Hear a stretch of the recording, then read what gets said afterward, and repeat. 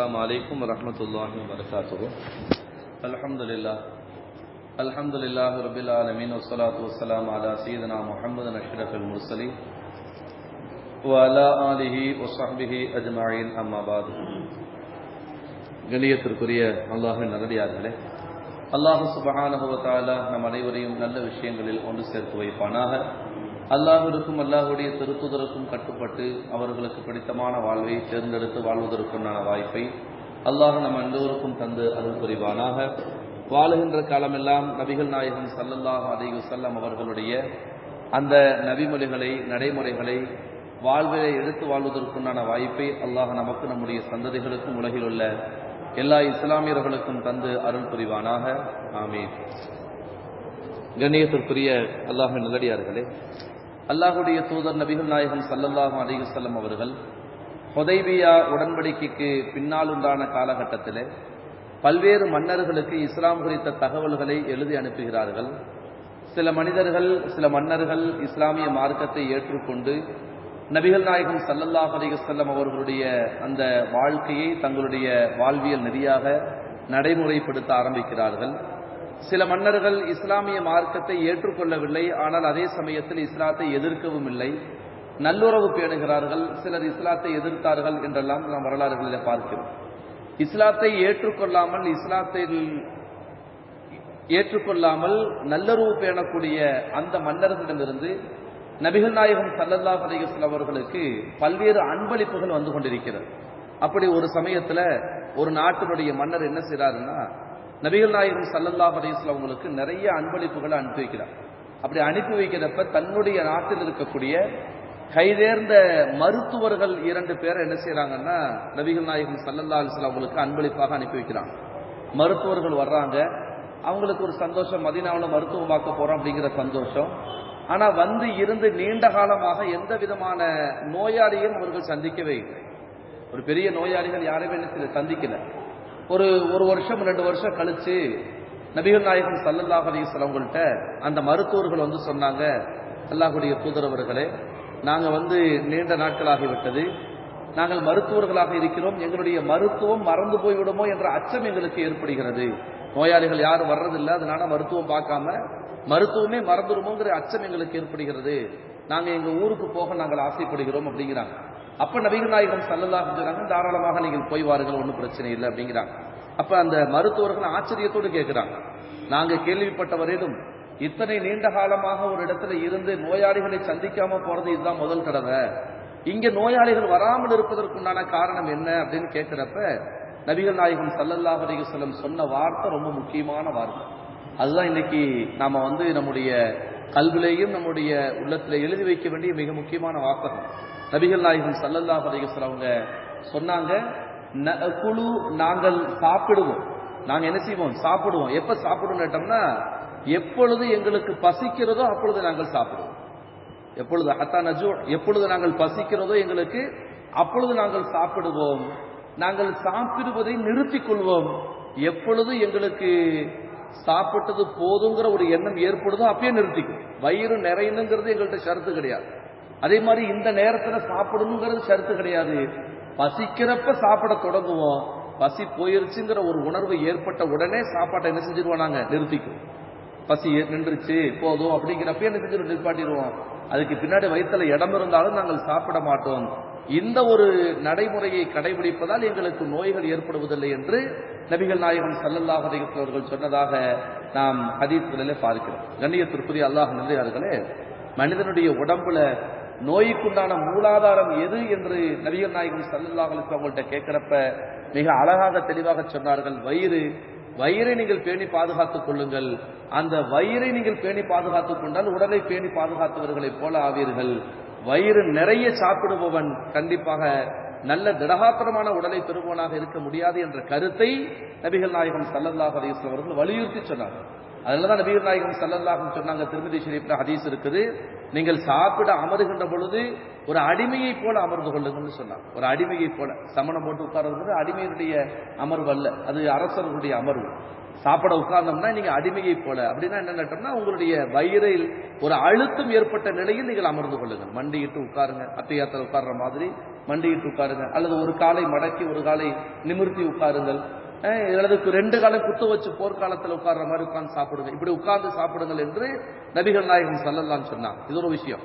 அடுத்து 2வது ஸல்லல்லாஹு அலைஹி வஸல்லம் சொன்னாங்க, நீங்கள் அடிமையை போல அமர்ந்து உண்ணுகின்ற பொழுது உங்களுடைய வயிற்றை முழுவதுமாக உணவால் நிரப்பி விடாதீர்கள். வயிற்றை 3ஆக பிரித்து ஒரு பகுதியில் உணவை இடுங்கள், இன்னொரு பகுதிக்கு தண்ணீரை கொண்டு நிரப்புங்கள், இன்னொரு பகுதியை நீங்கள் சும்மாற்றுங்க, அது காத்தால இருக்கட்டும், அது கொஞ்சம் என்ன செய்து விசாலம், கொஞ்சம் உள்ளுக்குள்ள ஒரு சின்ன இடைவெளி இருக்கட்டும் என்று நபிகள் நாயகம் ஸல்லல்லாஹு அலைஹி சொன்னாங்க. ஆனால் இன்றைக்கு நம்முடைய அது குறிப்பாக இஸ்லாமியர்களுடைய வாழ்வியல் முறையை பார்க்கின்ற பொழுது பெரிய ஆச்சரியமாக இருக்கிறது. ஒரு காலத்தில் இஸ்லாமியர்கள் யாரும் பெரும்பாலும் நோயாளிகளாக இருக்க மாட்டார்கள். மருத்துவர்கள் முழுக்க முழுக்க இஸ்லாத்தை சார்ந்தவர்களாக இருந்தார்கள். அலி சீனா போன்ற பெரும் பெரும் மருத்துவர்கள் இஸ்லாமிய வரலாற்றில் மறக்க முடியாத ஒரு ஆளுமைகள். அலி சீனா இவர்தான் இன்றைக்கு மருத்துவரின் தந்தையாக எல்லோராலும் ஏற்றுக்கொள்ளப்பட்டவராக இருக்கிறார். அவர்தான் இஸ்லாத்தினுடைய ஒரு மிகச்சிறந்த மருத்துவராக இருந்தால், இப்படி நிறைய மருத்துவர்கள் ஒரு காலத்தில் இருந்தது போய் இன்றைக்கு நிறைய நோயாளிகள் இன்றைக்கு முஸ்லிம்களில் உருவாகிவிட்டார்கள்.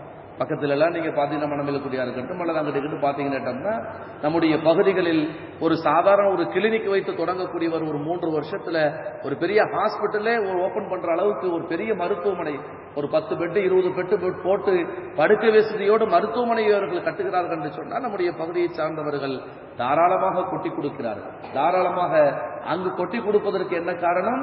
மிச்சமாகுவதை எல்லாம் தன் வயிறிலே கொட்டிக் கொள்வதுதான் காரணமாக இருக்கிறது. அப்ப அள்ளி கிடைக்கிறதெல்லாம் சாப்பிடுறது, எந்த நேரம்னு கணக்கில்லை, எவ்வளவுன்னு கணக்கில்லை, கிடைக்கின்ற பொழுதெல்லாம் சாப்பிடக்கூடிய பழக்கம் எப்பொழுது ஏற்பட்டதோ அன்றைக்கு தொடங்கிய இந்த வியாதிகள், இந்த நோய்கள் இஸ்லாமிய சமூகத்தில் நிலையாக நின்று கொண்டிருக்கிறது. கண்ணியத்திற்குரிய அல்லாஹ்விலே அது குறிப்பாக திருமண சந்தர்ப்பங்களிலே நமது ஊரிலே நடக்கக்கூடிய அநியாயங்கள் என்றுதான் சொல்ல வேண்டும், மிகப்பெரிய அநியாயங்கள் என்றுதான் சொல்ல வேண்டும். நபிகள் நாயகம் ஸல்லல்லாஹு அலைஹி வஸல்லம் அவுலிம் பிஷாத்தின், ஒரே ஒரு ஆட்டையாவது அறுத்து நீங்கள் வலிமா விருந்துக்கு ஏற்பாடு செய்யுங்கள் என்று சொன்னார்கள். ஒரு பருத்தி கூட வீணாகாத அளவு 1000 பேருக்கு கூட சாப்பாடு போடலாம். ஆனால் இன்றைக்கு பெருமையின் அடையாளமாகத்தான் இன்றைக்கு பெரும்பாலும் இருக்கும். அது மிக குறிப்பாக ஒரு விஷயத்தை நம்ம மறந்துவிடக் கூடாது. நாளைக்கு கல்யாணம்னா இன்னைக்கு நைட்டு நடக்கக்கூடிய ஒரு சின்ன விருந்து, ஒரு சின்ன டிஃபன் கொடுக்குறோன்னு சொல்லிட்டு ஒரு விருந்து ஒன்று வைக்கிறாங்க சில இடங்கள்ல, அதுவே ஒரு பெரிய ஒரு பாரதூரமான விஷயமாகும். அல்லாஹ் பாதுகாக்க வேண்டும்.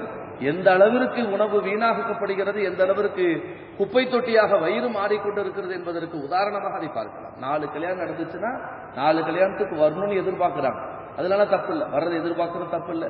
4 கல்யாணத்தில் நம்ம வீட்டுல 4 வடை சாப்பிடணும்னு எதிர்பார்க்கலாம். 4 கல்யாணம் 4 குறைஞ்சது ஒரு 3 வச்சா கூட 3 12 வடை அவன் வயிற்றுல மகரிபுக்கு பின்னாடி இஷாவுக்குள்ள நிறைஞ்சிருந்தோம் அப்படிங்கிறத எல்லோரும் ஆசைப்படுகிறார்கள். அதையெல்லாம் சாப்பிடவும் செய்யறாங்க. அதனால ஏற்படக்கூடிய பாதிப்புகள், பொருளாதார நஷ்டம், இது எல்லாத்தையும் கடந்து உடல் நோய் ஏற்படுகின்ற பொழுது வணக்க வழிபாடுகள் ஏற்படக்கூடிய சுணக்கங்கள் எல்லாத்தையும் மனசுல வைக்கணும். இன்னைக்கு நம்ம ஊர்ல நடக்கக்கூடிய பெரிய அனாச்சாரம், பெரிய அக்கிரமம், அநியாயம் என்றுதான் இதை சொல்ல வேண்டும். இது அனாச்சாரம்ங்கிற வார்த்தையை விட ஒரு அக்கிரமம் என்று சொல்லலாம், அநியாயம் என்று சொல்லலாம். அநியாயம் என்ற வார்த்தை நல்ல பொருந்தும். இந்த இடத்துல என்ன, கல்யாணத்தன்னைக்கு மதியான நேரத்துல வலிமா விருந்துக்கு நபிகள் நாயகம் ஸல்லல்லாஹு அலைஹி வஸல்லம் அனுமதி தந்தார்கள்.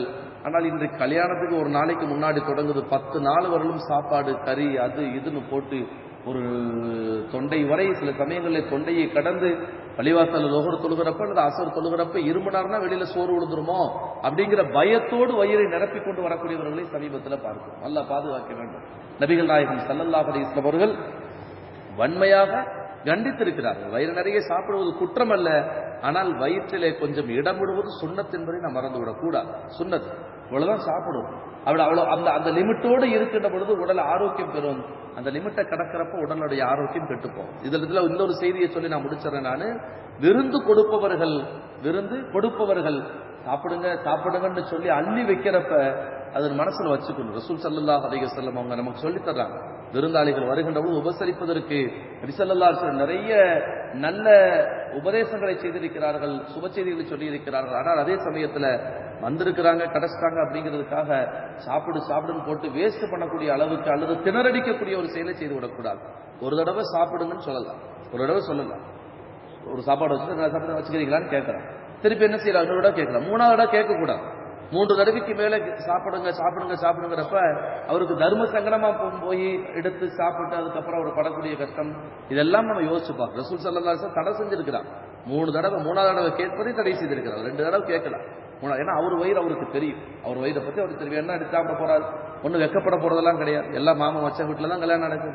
அப்போ ஒரு தடவை 2 தடவை நிர்பந்தமாக அள்ளி வைக்கு, அது சில சமயங்களில் குப்பையில போறதோ அது சில சமயங்களில் அது குப்பையாக மாறுவது என்பதெல்லாம் ஒரு தவிர்க்கப்பட வேண்டிய மிக முக்கியமான செய்தி என்பதை ஞாபகத்தில் வைத்துக் கொள்ள வேண்டும். ஆக நபிகள் நாயகம் ஸல்லல்லாஹு அலைஹி வஸல்லம் சொன்ன மிக முக்கியமான அந்த மீண்டும் அந்த செய்தியை ஞாபகப்படுத்தி முடிக்கிறேன். எப்பொழுது எங்களுக்கு பசிக்கிறதோ அப்பொழுது நாங்கள் சாப்பிடுவோம். பசி நின்று விட்டதாக எப்பொழுது உணர்கிறோமோ அப்பொழுது நாங்கள் கையை கழுவிக் கொள்வோம். இந்த நடைமுறை இருக்கின்றவரை அந்த சமூகத்தில் நோய் என்பது கிடையாது என்பதை வரலாற்று ரீதியாக நபிகள் நாயகம் ஸல்லல்லாஹு அலைஹி வஸல்லம் காலத்தின் அந்த வரலாற்று சான்று நமக்கு எடுத்துச் சொல்லுகிறது. எனவே நாம் நம்முடைய வயிறை பேணி பாதுகாத்துக் கொள்வோம். ஹராமிலிருந்து எப்படி பேணி பாதுகாப்பது கட்டாய கடமையோ அதே போல நோய் உண்டாகுவதிலிருந்தும் நம்மை நாம் பாதுகாத்துக் கொள்வது கட்டாய கடமை. அல்லாஹு சுப்ஹானஹு வ தஆலா நம்மை ஆரோக்கியமானவர்களாக ஆக்கி வைப்பானாக. உணவின் மூலமாக ஏற்படக்கூடிய நலவுகளை மட்டும் அல்லாஹ் தந்து நோயிலிருந்தும் அல்லாஹ் நம்மை பாதுகாத்தல் புரிவானாக. நபி அவர்கள் கற்றுத்தந்த சிறப்பான வாழ்வை மேற்கொள்ளக்கூடிய பாக்கியத்தை அல்லாஹ் நமக்கும் நம்முடைய சந்ததிகளுக்கும் எல்லோருக்கும் தந்தல் புரிவானாக. ஆமீன். வ ஆகிரு தஅவானா அனில் ஹம்துலில்லாஹி ரப்பில் ஆலமீன். அஸ்ஸலாமு அலைக்கும் வ ரஹ்மத்துல்லாஹி வ பரகாத்துஹு. சுப்ஹானல்லாஹி வ பிஹம்திஹி.